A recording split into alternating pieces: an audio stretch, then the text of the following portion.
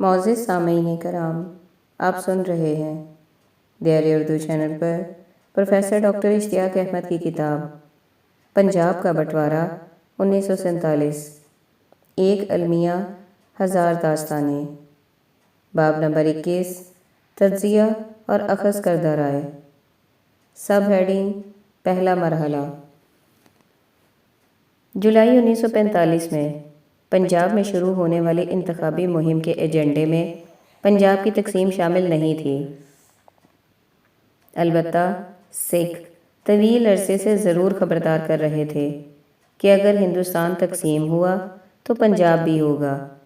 یہ فطری بات تھی کہ سکھ اپنی کم تعداد کے باعث اپنا مقصد ہندو پنجابیوں کو ساتھ ملائے بغیر حاصل نہیں کر سکتے تھے۔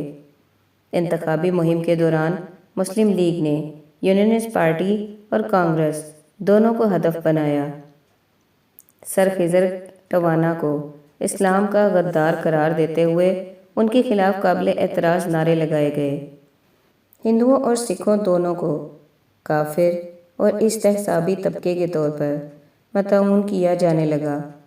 پنجاب کے گورنر اور چیف سیکرٹری کی 15 روزہ رپورٹیں اس امر کی واضح دلالت کرتی ہیں۔ یونینسٹ پارٹی نے کانگریس نواز مجلس احرار کے مقررین کو استعمال کر کے جواب دیا، جنہوں نے مسلم لیگ کے لیڈروں بالخصوص قائد اعظم کی اسلامی حیثیت پر سوالات اٹھائے، لیکن اس حکمت عملی پر کسی نے کان نہ دھرے۔ انتخابی مہم سے پہلے اہم دور اگست 1942 سے جون 1945 کے درمیان پورے ہندوستان اور پنجاب میں کانگریس کی قیادت جیلوں میں نظر بند تھی۔ یوں مسلم لیگ کو کسی بڑے چیلنج کا سامنا کیے بغیر قیام پاکستان کے اپنے مقاصد کی ترویج کا بھرپور موقع مل گیا۔ پنجاب میں مسلم لیگ نے انتخابی مہم میں بریلوی علماء، مسلمان کمیونسٹوں اور علی گڑھ یونیورسٹی کے طلباء کا تعاون حاصل کیا۔ پاکستان کو مستقبل کی جنت اراضی قرار دینے کا نقشہ کھینچنے سے وہ مسلمان بھی اس خیال کی طرف راغب ہو گئے جو مسلم لیگ کے ووٹر نہیں تھے۔ انتخابی نتائج تباہی کا شاخسانہ ثابت ہوئے۔ انتخابی مہم کے دوران ہندوؤں اور سکھوں میں خوف اور بے چینی نے جنم لیا، اور انتخابی نتائج نے ان کے بدترین خدشات درست ثابت کر دیے۔ پنجاب کے مسلمانوں نے مسلم لیگ کی بلا شرکت غیر حمایت کی تھی۔ یونینسٹ پارٹی کو یکسر مسترد کر دیا گیا۔ دوسری طرف سکھوں نے بھی پنتھی پارٹیوں کو ووٹ دیا، جن میں ماسٹر تارا سنگھ اور دیگر اکالی لیڈر شامل تھے، جن کا دو ٹوک موقف تھا کہ پاکستان بنا تو پنجاب ضرور تقسیم ہوگا۔ 1945 میں سر چھوٹو رام کے انتقال کے بعد امبالہ کے ہندی بولنے والے ہندو جاٹوں نے بھی اپنی وفاداریاں یونینسٹ پارٹی سے کانگریس کی طرف منتقل کر دیں۔ ہندو مہاسبھا، مجلس احرار اور دیگر چھوٹی پارٹیوں کا الیکشن میں صفایا ہو گیا۔ صوبے کے تینوں مذاہب اب انتخابی اور سیاسی طور پر 3 سیاسی جماعتوں سے منسلک ہو چکے تھے۔ مسلم لیگ واضح طور پر مسلمانوں کی مکمل نمائندہ جماعت بن کر ابھری، تاہم حکومت بنانے کے لیے اسمبلی میں مطلوب نشستوں میں سے 10 نشستیں اب بھی کم تھیں۔ کانگریس اور سکھوں نے پنجاب میں مسلم لیگ کی حکومت بننے کی ہر کوشش میں روڑے اٹکائے۔ انہوں نے سر خضر کو وزیر اعظم پنجاب بنانے کی حمایت کرنے کا فیصلہ کیا۔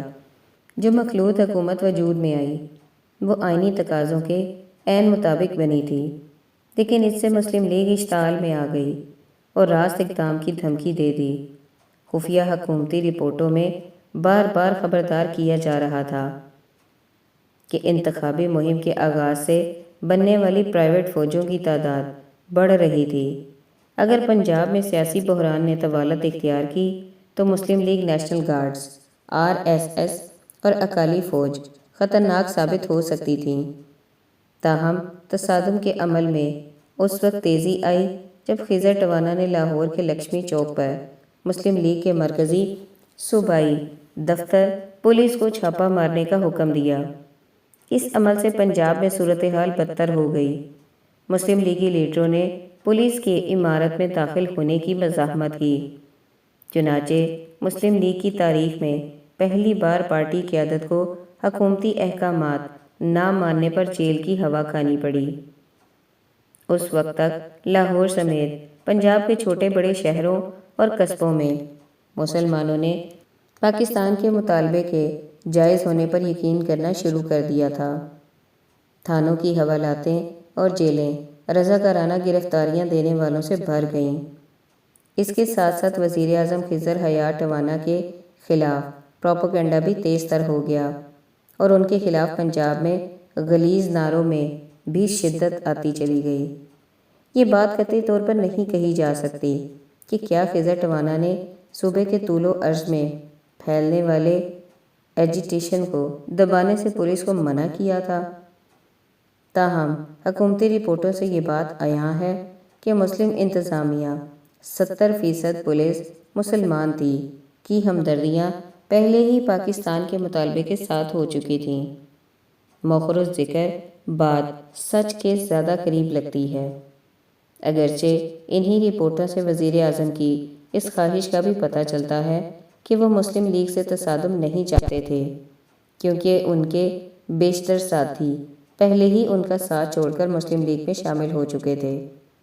جس بات نے خضر ٹوانا کے حوصلے پست کیے وہ 20 فروری 1947 کا برطانوی حکومت کا یہ بیان تھا کہ انگریز حکومت جون 1948 تک اقتدار بہر صورت ہندوستانیوں کے حوالے کر دے گی۔ اس تناظر میں خضر ٹوانا کو انگریز راج کے تسلسل کے بغیر اپنا کوئی سیاسی مستقبل نظر نہ آیا۔ ہندو سکھ نقطہ نظر سے 1945 کی انتخابی مہم اور 22 جنوری سے 26 فروری 1946 کے راست اقدام سے ان کے خدشات کی تصدیق ہو گئی کہ متحدہ پنجاب میں وہ ظالم اکثریت کے رحم و کرم پر ہوں گے۔ یوں جب خضر حکومت نے 2 مارچ کو مسلم لیگ کا راست اقدام ختم کرانے کے لیے ایک معاہدے کے تحت استعفیٰ دیا تو ہندو اور سکھ لیڈروں کو شدید صدمہ پہنچا۔ ماسٹر تارا سنگھ کی پنجاب اسمبلی کی سیڑھیوں پر ڈرامائی تقریر نے جلتی پر تیل کا کام کیا، جس سے کسی معجزے کے سوا تشدد سے بچنا ناممکن ہو گیا۔ اس معجزے کے امکانات 3 مارچ کی شام کو مزید گھٹ گئے، جب ہندو مہاسبھا اور سکھ لیڈروں نے جنگ کرنے کی اشتعال انگیز تقریریں کیں، جس کے باعث غیر معمولی فرقہ وارانہ تصادم شروع ہو گیا۔ 4 مارچ 1947 کو لاہور میں ہندوؤں، سکھوں کے مسلمانوں سے تصادم کے بعد امرتسر، جالندھر، ملتان اور راولپنڈی میں بھی جھڑپیں ہوئیں۔ راولپنڈی، جہاں پہلے ہی پرتشدد واقعات ہوتے رہے تھے، میں جھڑپوں کی شدت زیادہ رہی۔ 5 مارچ 1947 کو پنجاب میں صورتحال اس وقت ایک دم تبدیل ہوئی جب صوبے میں گورنر راج نافذ کر دیا گیا۔ اس کے بعد تقسیم تک کوئی منتخب حکومت برسر اقتدار نہیں رہی۔ اس کے بعد بھی مسلم لیگ اور اس کی بڑی حریف سکھ پنتھی پارٹیوں اور کانگریس کے درمیان اختلافات کی خلیج بانٹنے کی کوششیں ناکام رہیں۔ یہ بات دلچسپی کی حامل ہے کہ راولپنڈی میں فسادات شروع ہونے پر شہر میں سکھوں کو پہلے 2 روز تک برتری حاصل رہی، لیکن صورتحال نے یکلخت اس وقت پلٹا کھایا جب مسلمان حملہ آوروں نے ارد گرد کے سکھ دیہات کا رخ کیا، جو چاروں طرف سے مسلمانوں کے دیہات میں گھرے ہوئے تھے۔ بے قابو ہندو سکھ مظاہرین پاکستان مخالف نعرے لگاتے تھے، جبکہ مسلمان ان کا جواب دیتے۔ سکھوں کے دیہات پر ہزاروں کی تعداد میں حملہ آور دھاوا بول دیتے، جس سے سکھوں کی مزاحمت خس و خاشاک کی طرح بہہ جاتی۔ یہ حملے بلا شبہ پوری منصوبہ بندی اور نسل کشی کی نیت سے کیے گئے تھے۔ سکھوں کی طرف سے اپنی عورتوں کو بے حرمتی سے بچانے کے لیے قتل کرنا اس المیہ کا سب سے خوفناک پہلو تھا، لیکن اس دور کی غیرت اور پیورٹی سے عجیب رویے کی متقاضی تھی۔ میں نے ایسے کئی افراد جو حکومت پاکستان میں اعلیٰ انتظامی عہدوں پر فائز رہے سے پوچھا کہ آخر گڑبڑ والے علاقوں میں فوج اتنی تاخیر سے کیوں پہنچی؟ فوج تیرا یا 14 اگست سے پہلے شورش زدہ علاقوں تک نہیں پہنچ سکی تھی۔ راولپنڈی میں انگریز فوج کی ناردرن کمانڈ کے ہیڈ کوارٹر سے شورش زدہ دیہات 1 یا 2 گھنٹے کی مسافت سے زیادہ دور نہیں تھے، اور یہ بات ماننا بھی ناممکن ہے کہ انگریز افسروں کو اس بارے میں کوئی انٹیلیجنس رپورٹ نہ ملی ہو، لیکن کسی نے مجھے تسلی بخش جواب نہیں دیا۔ انہوں نے اس بات سے اتفاق کیا کہ خون بہانے کی سازش ممکنہ طور پر مقامی کو خارج از امکان نہیں قرار دیا جا سکتا۔ شاید پاکستان اور بھارت کی فوری تقسیم کے لیے ایسے حالات ضروری تھے۔ قبل ازیں بتایا جا چکا ہے کہ پاکستان کے قیام کے فیصلے کو برطانوی فوج کی حمایت مل چکی تھی۔ البتہ ہم یہ جانتے ہیں کہ انگریز نے متحدہ پنجاب کی حمایت کی تھی، لیکن سکھوں اور مسلمانوں کے درمیان فسادات نے پنجاب کے مزید متحد رہنے کے امکانات معدوم کر دیے۔ ہزاروں سکھ وسطی اور مشرقی پنجاب میں جمع ہو چکے تھے، اور نوجوان سکھوں نے پنجاب کی اپنی مرضی کے مطابق تقسیم نہ ہونے پر خود کو منظم کرنا شروع کر دیا تھا۔ ایک نتیجہ ارادی یا غیر ارادی یہ تھا کہ اس سے سکھ تحریک کو ایسے قوم پرست عناصر میسر آئے جن کے پاس مسلمانوں کے مظالم کی داستانیں تھیں۔ مسلمان مخالف اس پروپیگنڈے سے سکھوں کی نظر میں مسلمان مطاعون اور وحشی بن چکے تھے۔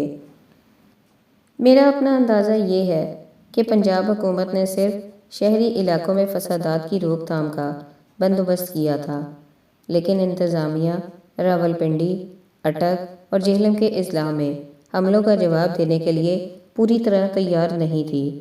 اس کے علاوہ انگریز حکومت نے مارچ 1947 میں پہلے ہی فیصلہ کر دیا تھا کہ کسی بھی صورت میں انگریز فوجیوں کو کسی گڑبڑ والے علاقوں میں نہیں بھیجا جائے گا۔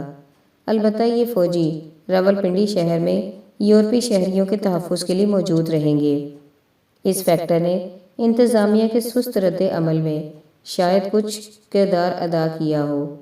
راولپنڈی کے فوجی احکام واضح حکمت عملی کی عدم موجودگی میں عملی اقدام اٹھانے میں ہچکچاہٹ کا شکار رہے۔ بہرحال یہ جان کر حیرت ہوتی ہے کہ کیا کلکتہ اور بہار میں ہونے والے فرقہ وارانہ فسادات کی خبریں پنجاب پہنچی تھیں، جنہوں نے مسلمانوں کو ہندوؤں اور سکھوں کے خلاف اشتعال انگیزی پر مائل کیا۔